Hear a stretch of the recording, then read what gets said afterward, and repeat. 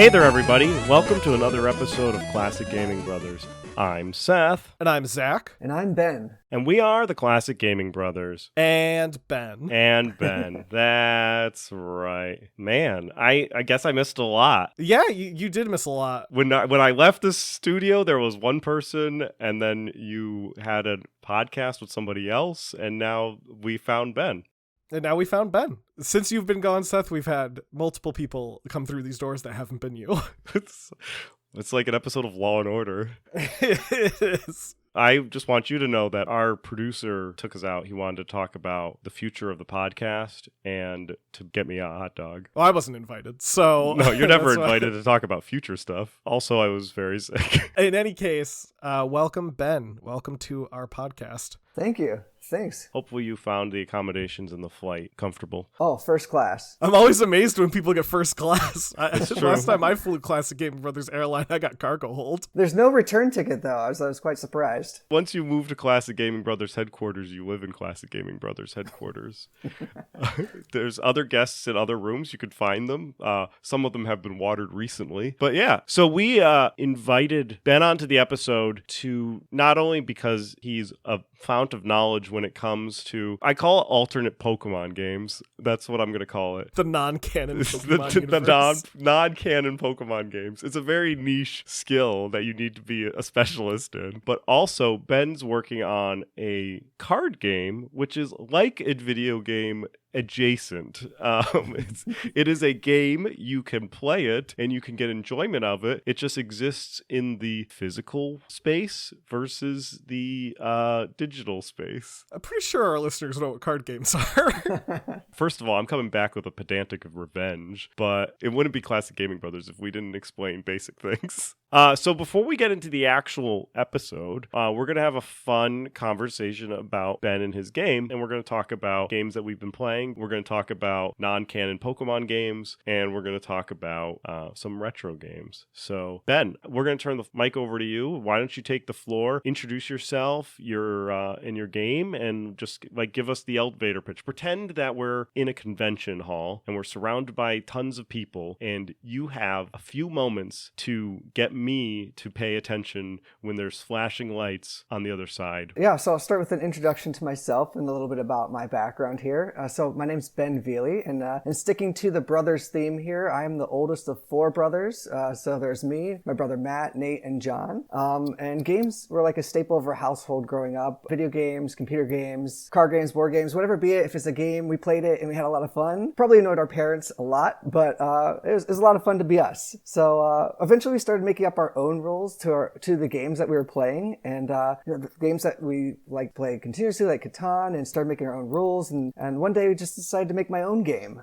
So I started a company that's called VTO Games just to start to work on my games that I've been designing. I have 8 to this point, all in various different stages, but there's one in particular that I'm working on, and that's Standoff, the Wild West. Ooh, it's fun. In the name, yeah, it's outlaws versus lawmen, and it's a fast-paced Western-themed card game requiring players to strategically manage their hands while navigating cards with variable effects. It uses historical figures, so you'll see people in there like Wyatt Earp, Bat Masterson, Jesse James, Billy the Kid, Pat Garrett, and so forth.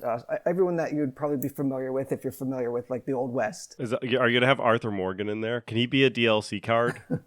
I don't have Arthur Morgan. I tried to stick to the ones that you'll probably see him in movies or are pretty well known that people could be familiar with. But it's a really quick game. It's 5 minutes to 20 minutes, depending on which version you play. It's 3 games in one, and it supports 2 to 8 players. 8 players if you have multiple different people that want to play. That's really cool. I do like the idea, just as a note, how you talked about how you started with, making new rules to games you were already playing. And I feel like that's it's so indicative of game designers that I've talked to and have known. That's always the starting point for them, be it in physical media or in video games, is oh, I was playing this game and I made my own rules. Going back to even I didn't know him, but Gary Gygax, that's how he got started with Dungeons and Dragons, was making his own rules to Avalon Hill war games and drawing his own maps and stuff like that. So I just think that's a fun little thing to note. Yeah, we just play different rules and try something out, and there's a lot of fun. It's just make your own make your own kind of rules and go from there. Do you have a social media that where people can keep up to date on your progress as you're going along? Yeah, right now I'm just on Instagram, so my handle is at VTO Games, and if you click there and follow me along, I'll post about the game. I'll post about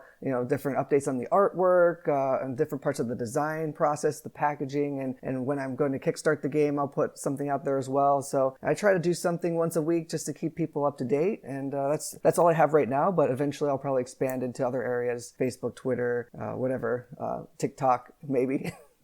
But that's addicting. So I don't know if I want a TikTok.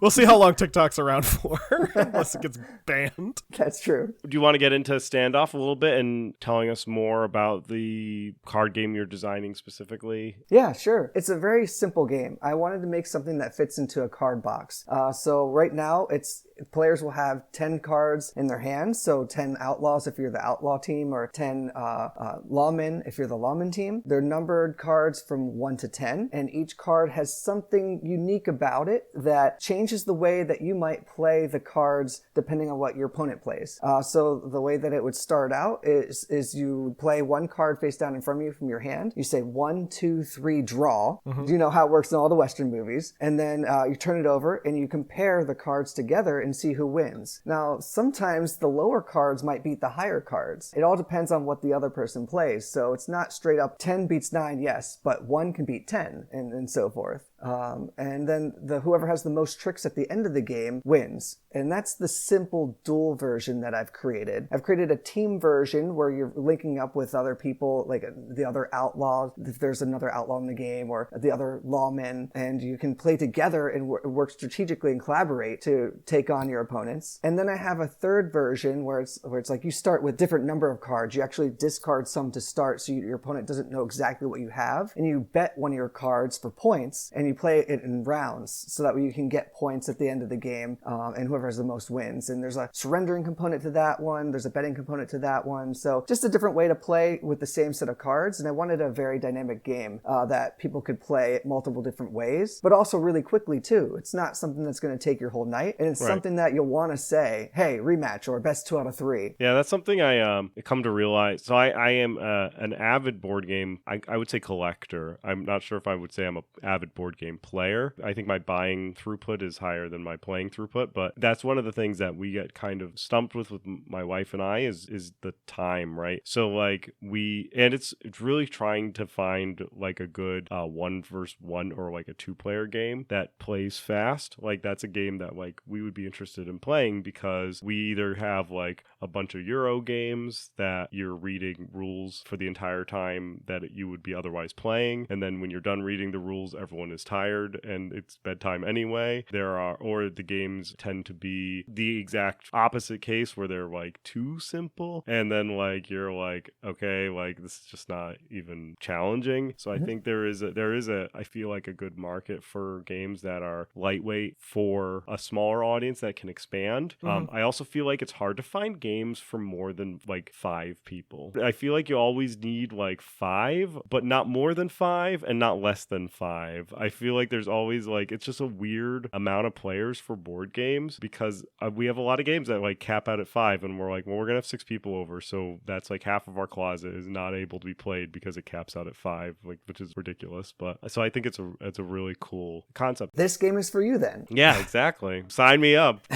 I took this to Long Island tabletop gaming convention recently this past month, and I got a lot of good feedback and a lot of good reviews from the game. Definitely easy to play, quick to learn. Like sometimes I just hand them the deck and the rules, and they'd be able to play in like a minute. They're like, oh, I understand this game. It's really easy. And then but it's more strategic than you think it is. So you're not just going to just play a card and then just play your next card. You're going to have to think about what cards the other person has remaining, what cards could potentially come up. Maybe they're limited based on the card that they play, and you might play something different based off of what their restriction is.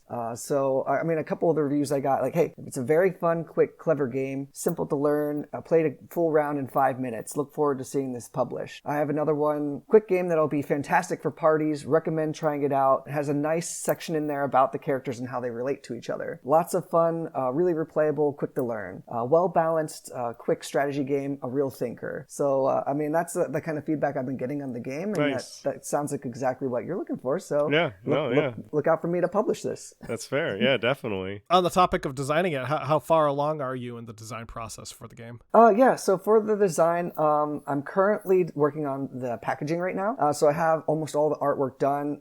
So once I get the packaging done, I'll start working on the rule book and make any final edits to the cards. And then my hope for it is to launch it on Kickstarter. For those who don't know what Kickstarter is, it's a crowdsourcing platform where people can back the game and pre-order copies to raise funds. And I'd use those funds for manufacturing. So design the game, get prototypes, build out an audience, which hopefully this will help to do. Find people to review the game, create a video on how to play, build a website, launch the campaign, and then find like a manufacturer or distributor to help manufacture it. After everything is finished being designed, what's your next steps that you're going to take? Yeah, so after I finish designing the game, the next steps are I go out to get a prototype made, prototypes that I can then send out to influencers or people like yourselves. I want to make sure that I can get enough people to know about the game so it has a successful launch. Because on Kickstarter, if you don't reach your funding goal, then the game doesn't get actually made. So I want to make sure I have a large enough audience to do that. I need to find someone to help me create a video that describes how to play the game, something for Kickstarter, just to give people a flavor of what the game is. Then I'll probably work on building a website out, launch the Kickstarter campaign, find a manufacturer and a distributor, and then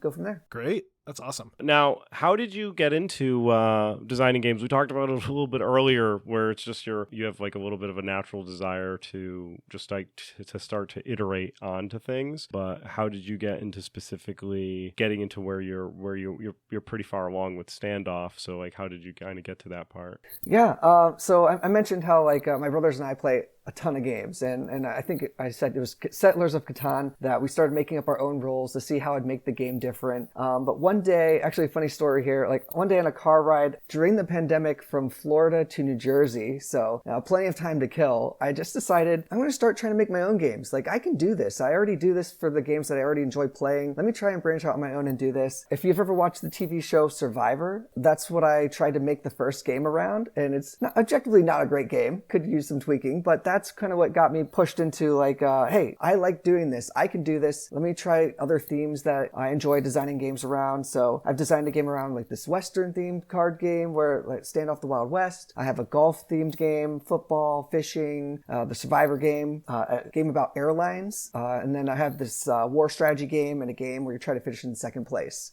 So I mentioned, are all different various stages, but hoping to launch Standoff the Wild West first. Hopefully if that's successful, then I can then go on to the next game and the next game and then start to build out a different collection of games that people can buy and play. Why did you choose the name of VTO Games as your company? Yeah, so VTO Games, it's all about family and friends for me. The people who have always been there and supported me and really made me who I am today. So the V in VTO is for Veli, which is my last name. The T is for Tariff, which is my wife's maiden name. And the O is for Oberholzer, who were my best friends growing up, and they were in my wedding. The logo itself has 4 symbols in it on the shield, and the 4 symbols represent the 4 Veli brothers. Those symbols are a deck of cards, an hourglass, chess piece, and dice. So classic gaming materials. Nice. That's very cool. Now, to our audience, we are a video game podcast, so we did bring on Ben to also talk about some video games. But before we get into the recently played section of our podcast, Ben, do you remember your first ever video game that you played? So my first system that my family owned was the N64. Oh, you're making me feel so old. I mean, I love the N64. There's so many good memories there. But the first video game I can really remember is Super Mario 64, which I think just came with the system. So obviously that was the first game that we started playing, running around as Mario, exploring the different levels for hours, collecting stars, and just trying to defeat Bowser and save Princess Peach. Yeah, that is a solid game. It is, yeah. I still love just when you boot it up for the very first time, hearing the Mario little It's me, Mario. It has such like a nostalgic ring to it every single time I hear it. I've literally never get tired of hearing it. The smushy face with being able to like stretch out his nose and stuff like that. And you could lock it. I think you'd have to do certain buttons. If you held to, like, the Z button, I think you could lock it, and then if you let go, it just bounces back and it goes. Yeah. So to get into the show, we're going to talk about our recently played. Ben, as a guest, why don't you go first and tell us a little bit about what you've been recently been playing? Yeah, so recently I've been playing Super Smash Bros. On the N64. So that's a fighting video game developed by HAL Laboratory and published by Nintendo in the US on the N64 in 1999. So it's a crossover fighting game between several different like Nintendo franchises. So you'll see characters in there: Mario and Luigi, of course, Link, Kirby, Fox, Samus, Pikachu, among others. And the fun thing about this is it's not just a single player mode, but like there's also multiplayer that can support up to 4 players. You guys have probably played this game. I mean, it's so much fun. You're fighting the single player, you're trying to get to the end, defeat Master Hand. You're going through 14 different stages that you can play. When we were kids, we used to have tournaments for the original Smash Brothers, and I was always the Pikachu guy. Oh, I hated Pikachu. That's why I was the Pikachu guy, because everybody hated him. I think there's something to be said about the lack of options that are in Smash Bros. So I feel like as Smash Brothers, obviously it's a successful franchise and has iterated into all the Nintendo systems, including the Switch. But I feel like they always add more and more characters. And I feel like the simplicity of the N64 and the lack of options was just nice compared to like the overwhelming amount of options. It goes back to like a simpler time where you just had so many options and that was it. Well, you say that, but Ben, have you played, I think you can play it as a ROM, and I know it exists in cartridge form from like, you can buy it off the internet, but it's called Super Smash Remix, and it's a heavily modified version of the original Super Smash Brothers, but it adds like Bowser's added as a character, Dr. Mario, Young Link, like all the Melee characters, Sonic, Conker. They added a bunch of bosses that you could play as, so you can play as like Giga Bowser or the Mad Piano, the evil piano from Super Mario 64. And then they added like tons of stages. So there's like all of the Melee stages were added, some stages from Brawl, stages from Ultimate. It's like the ultimate love letter to Smash Brothers, but in the limitations of classic Smash Brothers. Yeah, well, I'm going to have to check that out now. It's a ROM hack? So it's a ROM hack, so you can download it as a ROM, and it probably is worth it more to play it as a ROM because it gets updated very regularly, but there are vendors on like Etsy that will sell you a cartridge if you want to play it on real hardware. Alternatively, if you have like an EverDrive or a flash cart for your N64, you can always just download the ROM whenever it's updated. The game I was playing recently wasn't really a classic game in any regards. It's Warhammer Vermintide 2, which was the first time I ever played a Vermintide game. Released in 2018 by Fat Shark. Warhammer Vermintide 2 is the sequel to, you guessed it, Warhammer Vermintide 1, also known as Warhammer End Times. But wait, if it was the End Times, how is there a 2? That's what I'm wondering. But in the game, it's a 4-player cooperative first-person action game, and it's basically Left 4 Dead, but coded to look like Warhammer. So instead of fighting zombies, you're fighting members of the Chaos Army, or members of a group of rat people called the Skaven. It's a classic Warhammer too, so it's Warhammer in the Dark Ages. There is Dark Tide, which is a new game that's set in the 40k universe, and it's by the same people. Heard it's not good. But so far, I really like Vermintide. I really like the kind of mix of the classic Warhammer aesthetic with the familiar gameplay style of a Left 4 Dead game. It's a little bit more robust at times than Left 4 Dead can be, but it has some familiar things like getting this item from objective A to objective B without being killed by a bunch of monsters. Or there was one where we had to push a sled down like a hill without making sure it doesn't get stopped, which just reminded me of like TF2 mixed with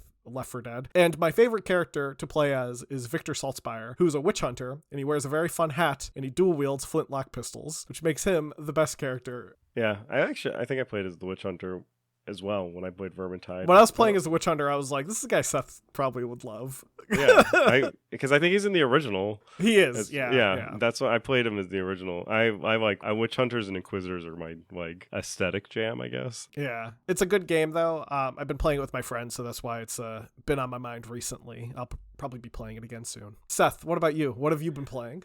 So recently I've been playing Crusader Kings 3. However, I'm not playing specifically just Crusader Kings. This is a total conversion mod that I've been playing, which is new. Crusader Kings 3 came out in 2020, developed and published by Paradox. However, coming out like last week of 2023 is a brand new total conversion mod for Crusader Kings 3, putting it into the Game of Thrones world. This mod was released for both Crusader Kings 1 and Crusader Kings 2, so it was all in due time when it would be released for Crusader Kings 3, and that due time is now. It's currently in alpha, so they're still adding things, and you can only play a couple of periods of times because they're still trying to figure out how to do dragons in Crusader Kings 3, but they will probably get there. The mod is called CK3 AGOT, allows you to take on the role of any ruler during a couple of periods of time. I was specifically playing during the outbreak of Robert's Rebellion, but there's an earlier time that you can play where Tigarius is on the throne instead. I wanted to play during Robert's Rebellion because then I would know Peter Baelish was alive and would be very young at that time, and that's who I wanted to play as. So I played as Peter Baelish because he is one of my favorite Game of Thrones characters, good old Littlefinger. During the game, I was in the Vale and was in charge of my little fingers, and I used a bunch of skullduggery to become king. That skullduggery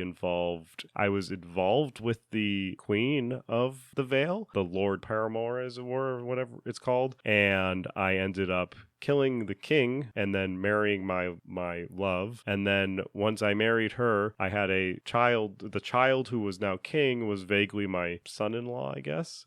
He was the child of my wife, but not the child of mine. And I ended up petitioning the religion and getting the rights to become king because he was just a kid and kids can't rule. And they were like, yes, you are allowed to go and fight him. And then I took him capture and as prisoner, and then I became king. I also then proceeded to strip him of all of his titles.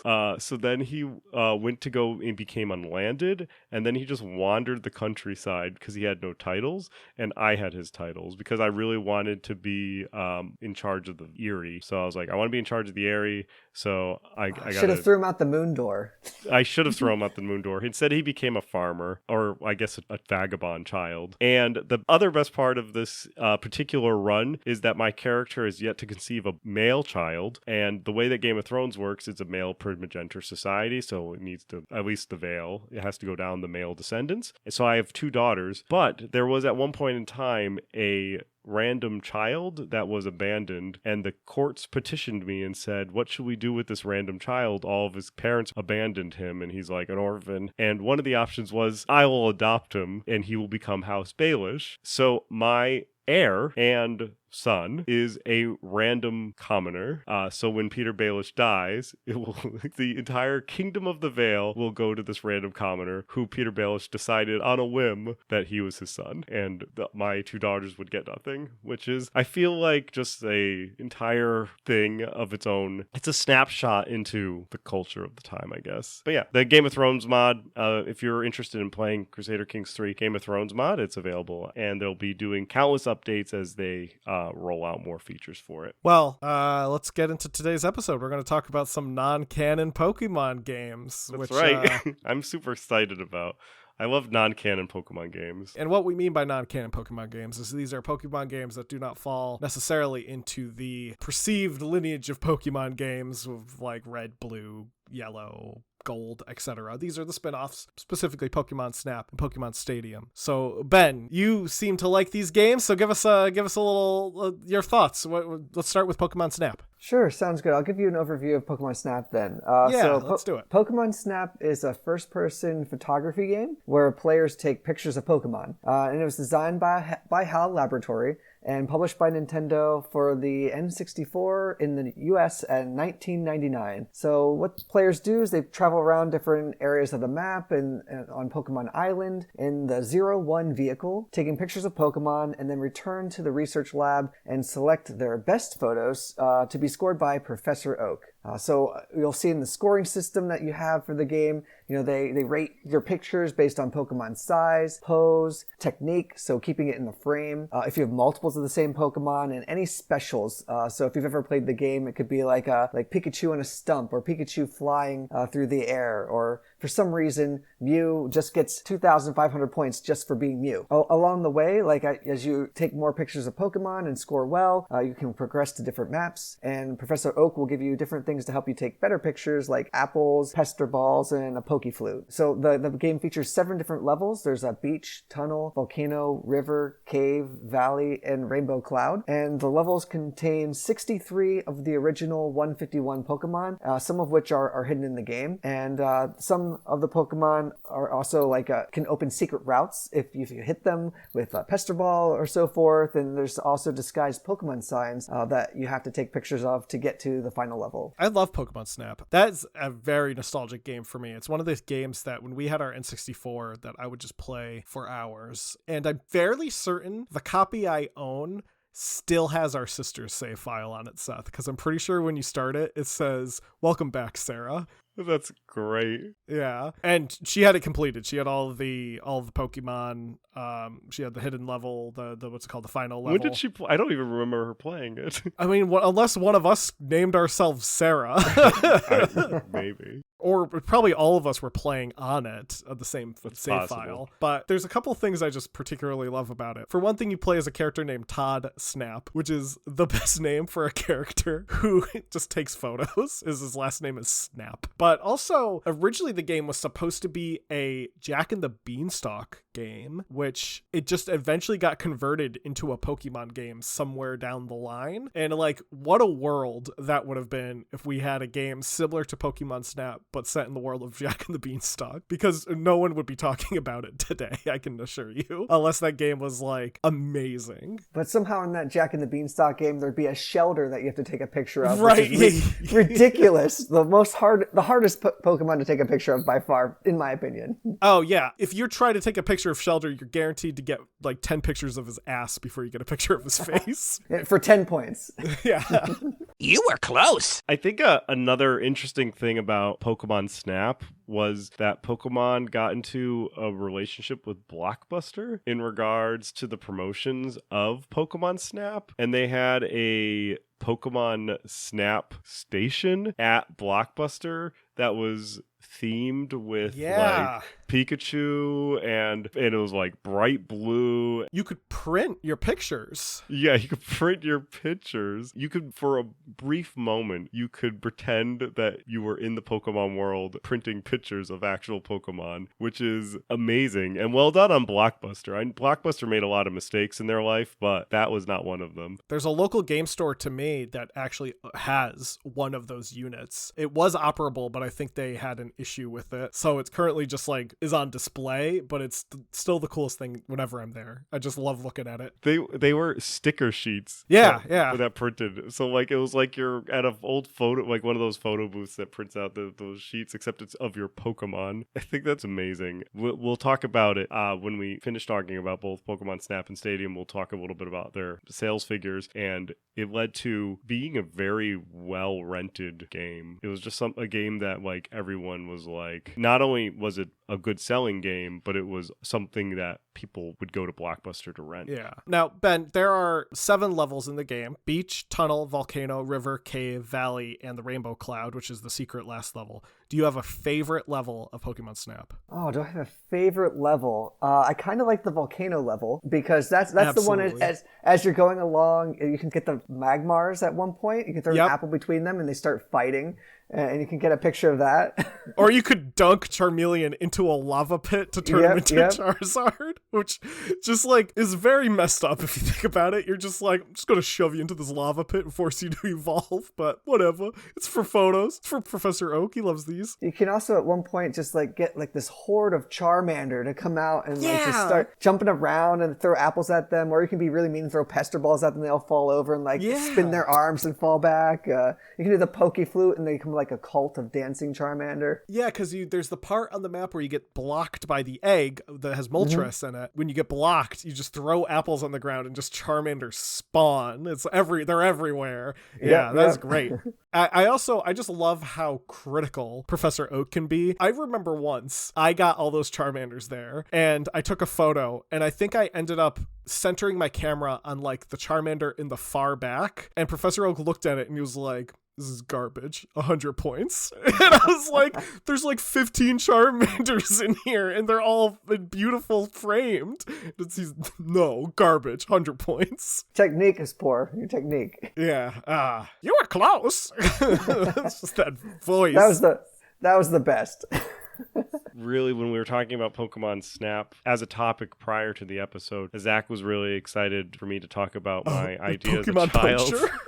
So when I was a child, when Pokemon Snap came out, I really wanted the game called Pokemon Poacher and have it be Pokemon Snap, but instead of having a camera, you have a gun, and it becomes a rail shooter where you shoot the Pokemon and bring them back to the clubhouse to like hang on the like wall and collect. So instead of collecting photographs, you collect the carcasses of this Pokemon that you ruthlessly hunt from your bubble. I was a child that maybe a little touched the head a little bit. Yeah, I think you might have been playing a bit too many games of Doom, maybe. It was too much Mortal Kombat and Night Trap. It's too much. Definitely too much Night Trap. Way too much Night Trap, too. There was a game that was going to be out that was basically a Pokemon game but with a hunting mechanic, and I don't remember what it was called. It wasn't like Pokemon because they obviously couldn't call it Pokemon, but it was like a game that was on Steam for a while that was just in development. I don't know if it ever came out, but it was literally what Seth wanted as a game, and I was like, this is Seth's game.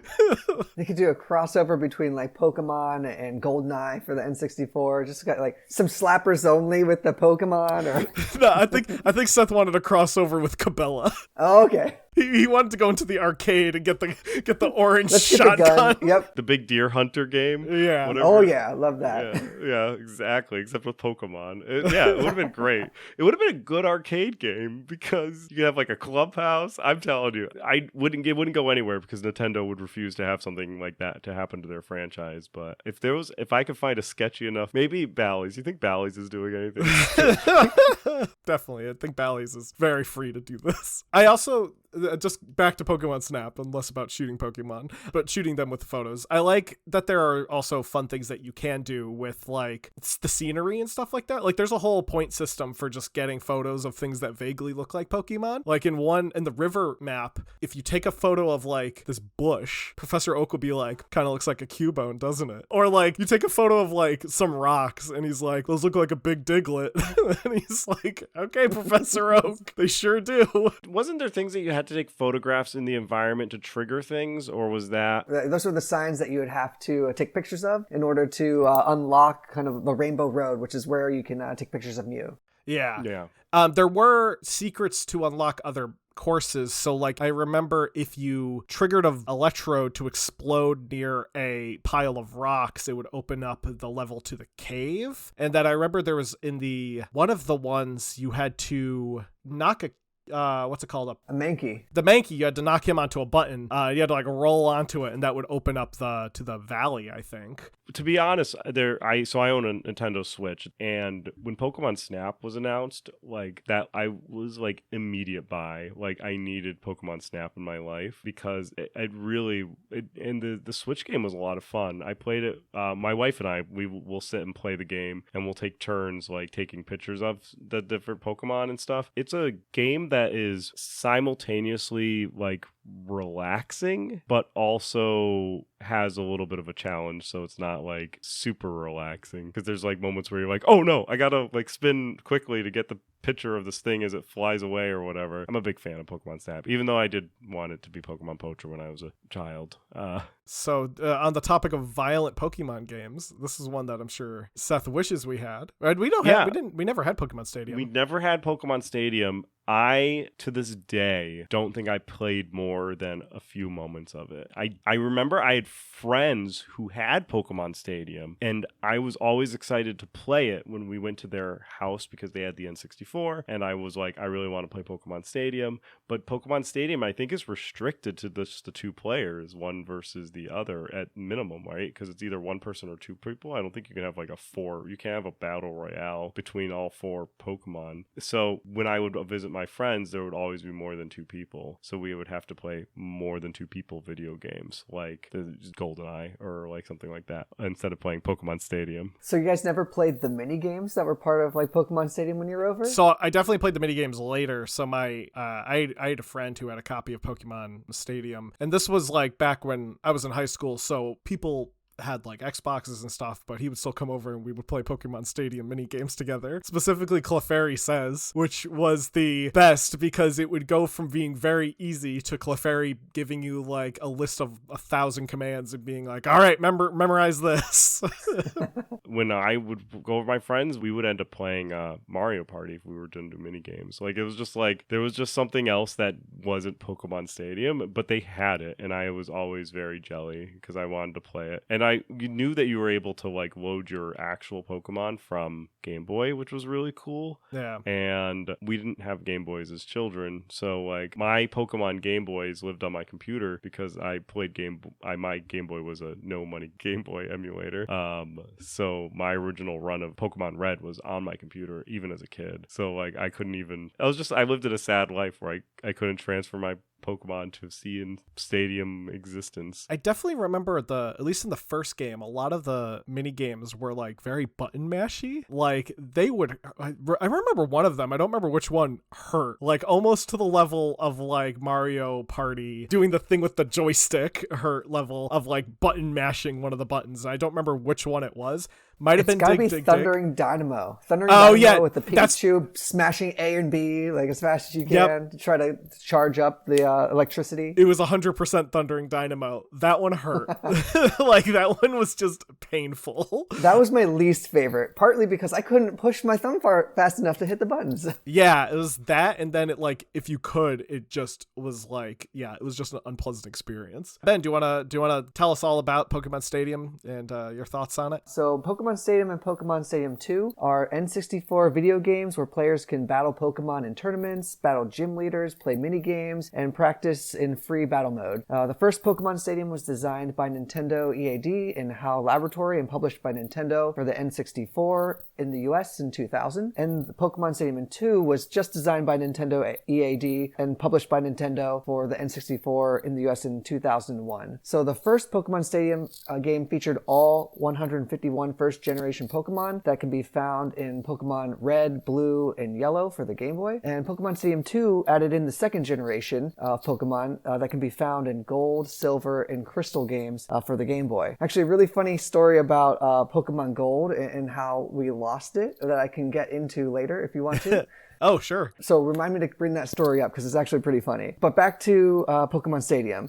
So when battling in tournaments in gyms and in free battle mode, you can choose a team of up to 6, but you only get to battle with 3 of the Pokemon that you get to choose right before the match. And if you defeat your foe, you would move on to the next stage and battle the next Pokemon trainer until you win the tournament or beat the gym leader. With both Pokemon Stadium and Pokemon Stadium 2, there are cool mini games that can be played up to 4 players. If you only have 3 players, the last slot would be filled by a computer so that there's always 4. But Pokemon Stadium has 9 mini games that you can play and compete with to see who gets to a certain set number of wins first. And Pokemon Stadium 2 has 12 mini games and a fun quiz feature. And you can choose to play individual mini games and compete for the mini game championship where players try to be the first to set number of coins. And both games were compatible with the transfer pack, which was pretty cool as it allowed you to load your Pokemon from your copies of Red, Blue, and Yellow, which I think is a very innovative way of not only getting people to buy Pokemon Red, Blue, or Yellow, but also to get people to buy Pokemon Stadium. Nintendo has been always very good. Them and the Pokemon Company always have been very smart in getting people to buy many copies of Pokemon, and I commend them for that. But also, I think the coolest thing the transfer pack can do is let you play your Pokemon games on your TV through your N64, which is just very neat. That was just a thing that I think they didn't have to add. I'm glad they did. Like, just that little detail is a very cool detail. Pokemon Stadium, as mentioned, had a number of mini games. We had Clefairy Says, where you would repeat back directions that the instructor Clefairy writes. Like Simon Says, there was Dig, Dig, Dig, where players race to see which Sandshrew can dig for water the fastest. There was Ekans Hoop Hurl, where players toss Ekans, which is a snake, over the Diglet, which is kind of also like a snake.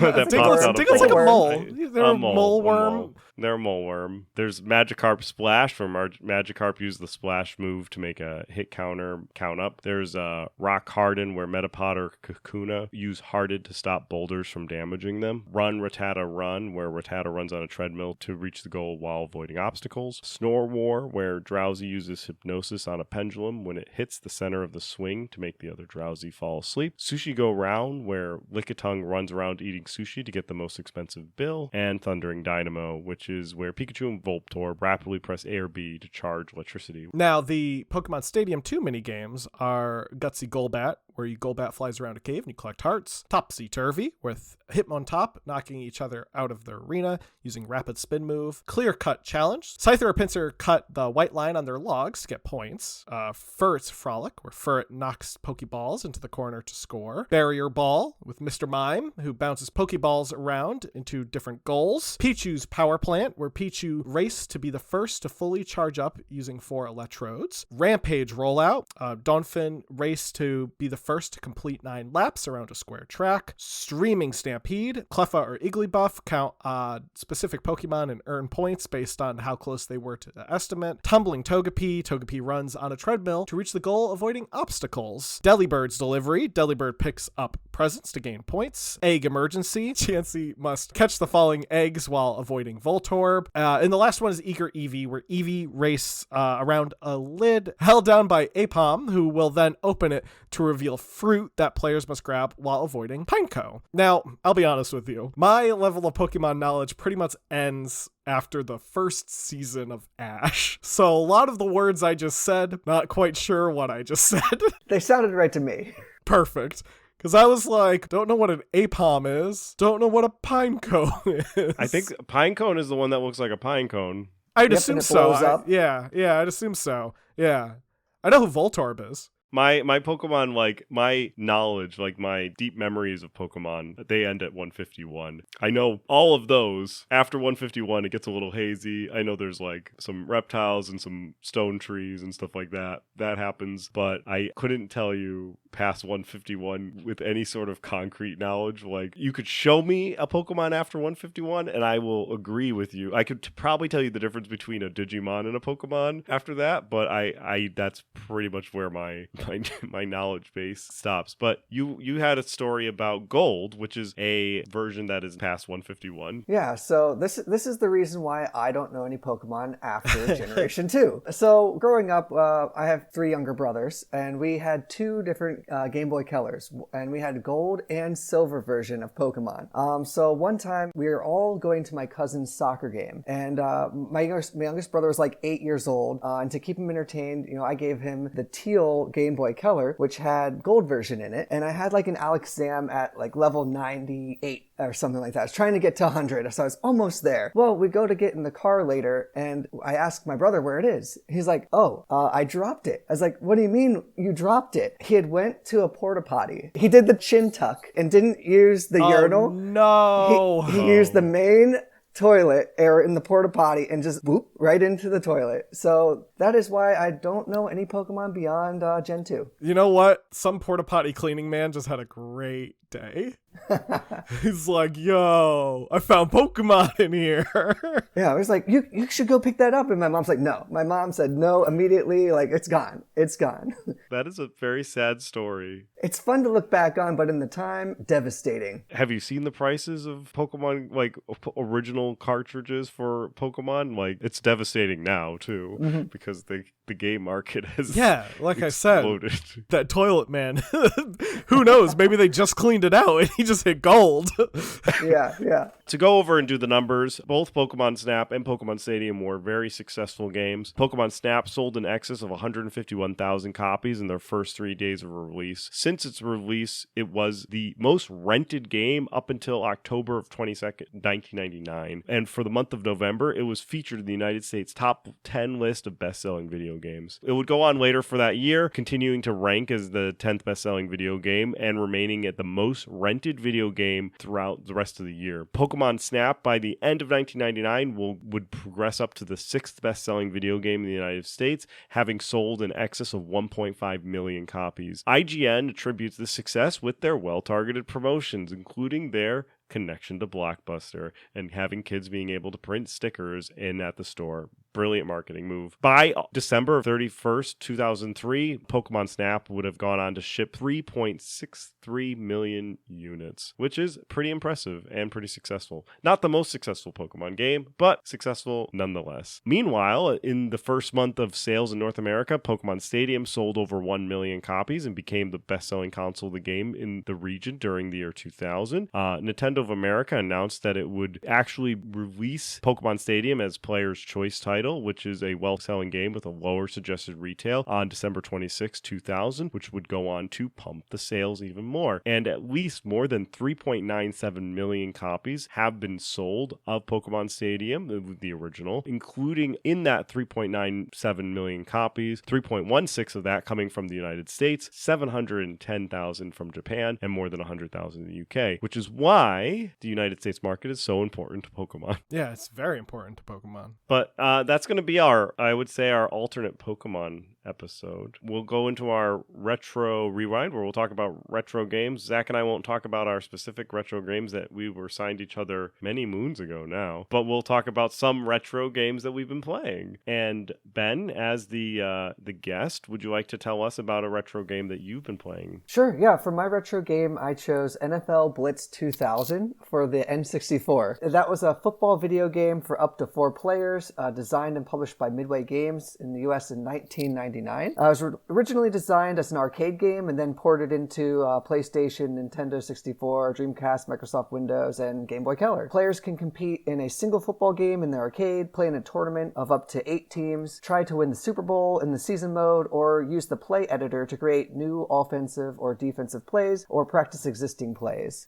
So you could choose in the game any of the 31 teams that existed at the time. Of course, there have been some changes over the past 25 years. Now there are 32 teams, 4 divisions per conference, and some teams have moved cities or changed names. But once in the game, players can select their own plays. They can do common things like stiff arm or spin move, jump, use turbo to go faster, and you can actually get on fire by getting back-to-back sacks or completing 3 passes in a row to the same player, which essentially gives you unlimited turbo and makes you harder to tackle. There's also no penalties, which means you can tackle anyone at any time. No pass interference, no late hit calls, and then prior to the game, you can put in cheat codes that can modify the game or change the rules, things like infinite turbo or play with big heads or a big football or even change the stadium and play in like a Roman Coliseum. I feel like the N64 era was obsessed with big heads. Yeah. Every DK mode? game had like some sort of like big head mode. I don't know if you mentioned it on or off the podcast, but you mentioned that you were a big sports fan. Zach and I, back during Thanksgiving, we decided that we were going to play a football game because our sister's boyfriend wanted to watch football. So we decided that we would be that football for him.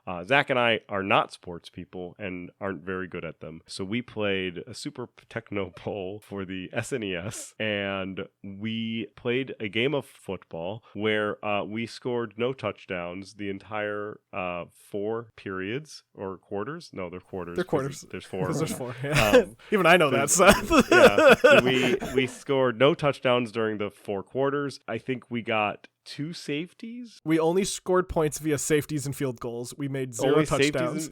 Yes. We barely moved. Yeah, we did not stray.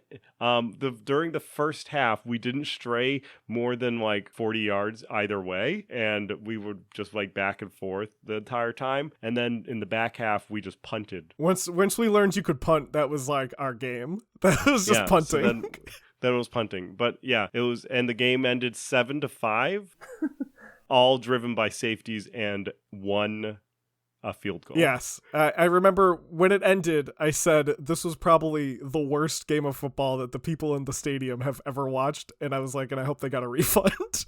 So I'm a big Penn State fan. So I went to Penn State undergrad, and that's actually where I met my wife. Oh, and nice. In 2004, Penn State played Iowa in Beaver Stadium, which is the home stadium for Penn State. And the final score was 6-4 for the Hawkeyes winning.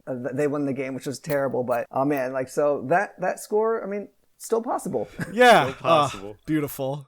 Beautiful. For my retro game, I've been playing Zeus Master Olympus, which was released in 2000. It's a single-player strategy game developed by Impressions Game and published by Sierra. It's a city builder game. I really love city builder games. I enjoy Out of Zeus because there's a lot of these city builder games that I've been playing lately, Caesar, Pharaoh, and Zeus, and they all take place in either Rome, Egypt, or Greece. I like that in Zeus, you get to continue to develop the same city in Zeus. So when the mission ends, once you resume in the same mission, the same city, where in Caesar and Pharaoh, they would reset you and you would have to start from scratch. So it's kind of cool modifying a city from what you already created. You do eventually get reset, but you do have a couple of stages where you're playing in the same city, which is really cool. So you can get like a nice supply chain going on. There was a period of time where I had to make marble, and I had to get a throughput marble of like, I had to get like something along the line of like 65 or 45 marble a year. And so I was just falling short. So I was like, I'm done. I'm going to create like a bunch of marble creators.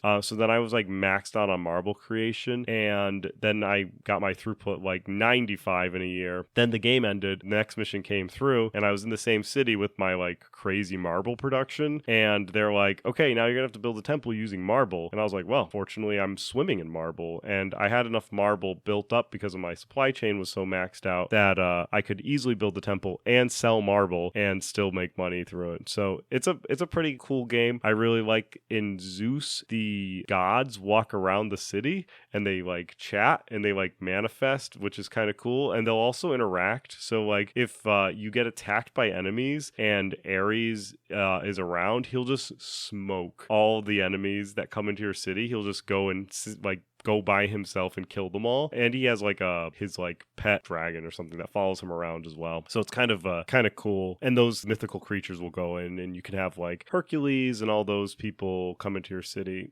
Zeus is like a culmination of like all the Impressions city building games to be like a really good package. I also really appreciate that you can kind of go down either the path of like peace or the path of war. So if you want to really concentrate on governing versus fighting, you can do that. So yeah, so it's been Zeus, Master of Olympus. The game that I've been playing recently was Taz in Escape from Mars. I love that game. I do too. It was a 1994 Sega Genesis game by Head Games, where you play as Taz, the Tasmanian Devil of Looney Tunes fame. In the game, Taz has been kidnapped by Marvin the Martian, who's looking to create a zoo on Mars, and decides to kidnap the most chaotic character of the Looney Tunes. And it's your job to escape Mars and get back to Earth.